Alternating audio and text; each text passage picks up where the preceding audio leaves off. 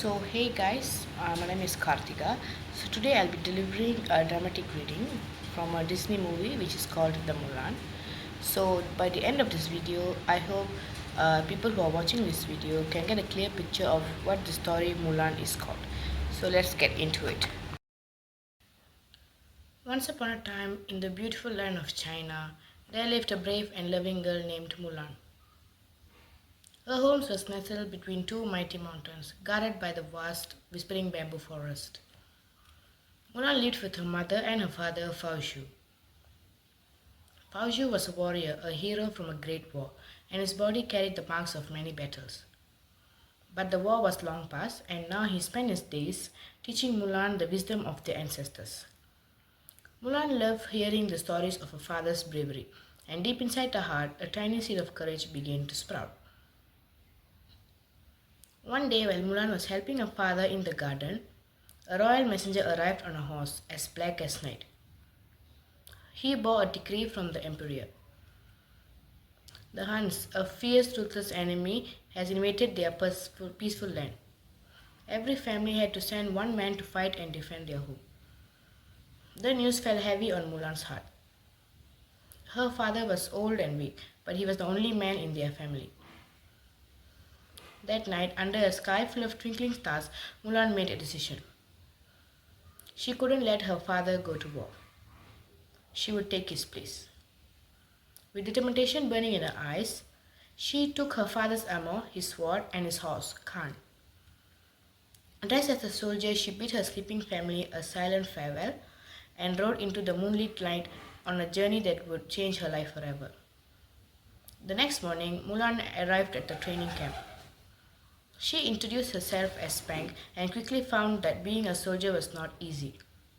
She was clumsy with the sword, slow on her drills, and the other soldiers laughed at her.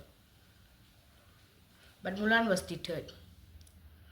She trained harder, pushed further with each passing day, and became stronger, faster, more skilled. Her heart was filled with determination, and with each sunset, she was one step closer to becoming a true warrior. Meanwhile, the Huns were moving closer, led by the fearsome Shan Yu. He was tall as the trees and as fierce as a winter storm. His eyes held a cruel gleam that made even the bravest hearts shudder. But Mulan was not afraid. She remembered her father's words. The greatest gift and honor is having you for a daughter. Those words gave her strength to fight. The day of the great battle came. The ground shook as the lands charged, their cries echoing through the mountains. Mulan stood her ground, her heart pounding like a drum. As the battle raged around her, she saw a chance to strike at the heart of the enemy. With a deep breath, she aimed and fired the last cannon. The shot triggered an avalanche, sweeping away the Huns, turning the tide of the battle. But during the chaos, Mulan was hurt. Her secret was revealed when the army doctor treated her.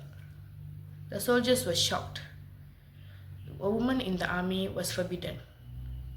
Even though she saved them, Mulan was left alone on the snowy mountain as the army moved on. Just when Mulan was about to lose hope, she saw something made her blood run cold. Shan Yu had survived. He was heading towards the Emperor's city to capture the Emperor. Mulan knew she was the only one who could warn them. Riding Khan, she raced to the city. At first, no one believed her, not even her fellow soldiers. But when Shan Yu captured the Emperor, they realized Mulan was telling the truth. This was her chance to prove that a woman could be as brave and strong as any man. With a plan in her heart and a courage in her eyes, Mulan, along with her friends from the army, sneaked into the palace.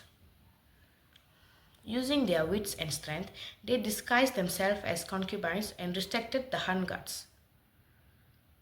Meanwhile, Mulan snuck into the palace tower, where Shan Yu was holding the emperor captive. The tower was cold and dark, but Mulan was not afraid. She had faced the Huns before, and she would do it again.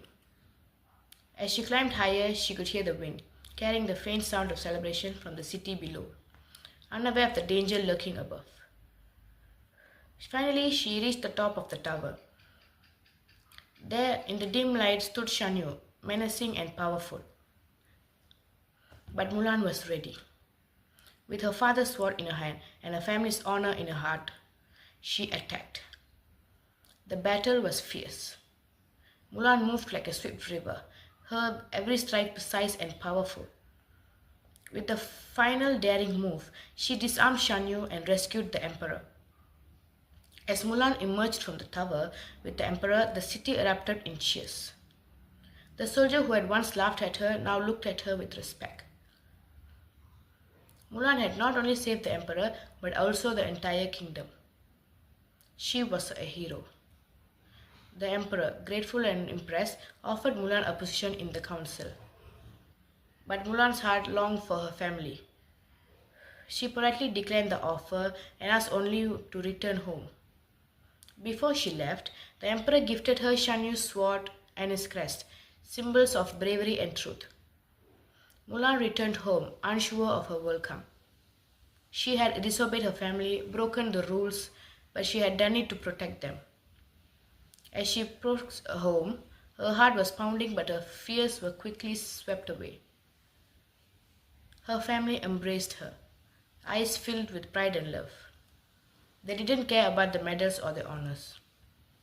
They were just happy to have Mulan back home. And so Mulan, the brave and loving girl from the mountains of China, became a legend. She proved that courage and love know gender. Her story was told and retold, her bravery celebrated in songs and tales. And that, dear child, is the end of her tale of Mulan, which is not just a story of adventure and bravery. It's a story about love, courage. Thank you everyone for watching, and I hope everyone can see why Mulan is called the legend.